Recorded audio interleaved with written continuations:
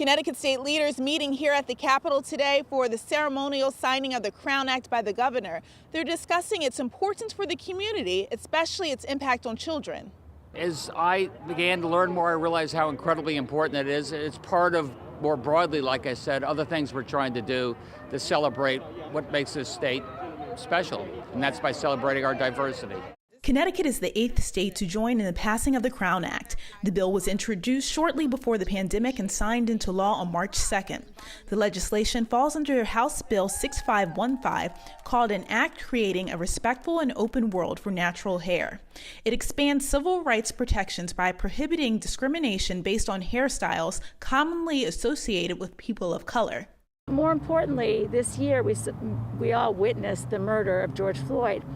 And so at this moment, it became even more emphasis on our need to look at all the work we do in the legislature through a racial equity lens. The bill, championed by State Representative Robin Porter and State Senator Julie Kushner, co-chairs of the Labor Committee. Representative Porter says a driving force behind her wanting to bring the act to Connecticut was a 2018 video of New Jersey high school wrestler Andrew Johnson, whose hair was cut off during a wrestling match.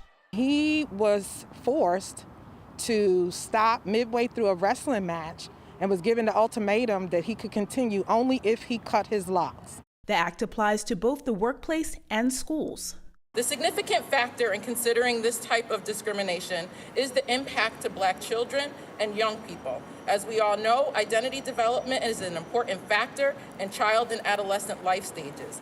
DCF Commissioner Vanessa Durantes says the way the topic of natural hair is addressed affects children. And the rejection that is resulted in Black children feeling ostracized, bullied, disciplined unjustly, or forced to acquiesce and assimilate to handbook rules that exclude specific natural hairstyles.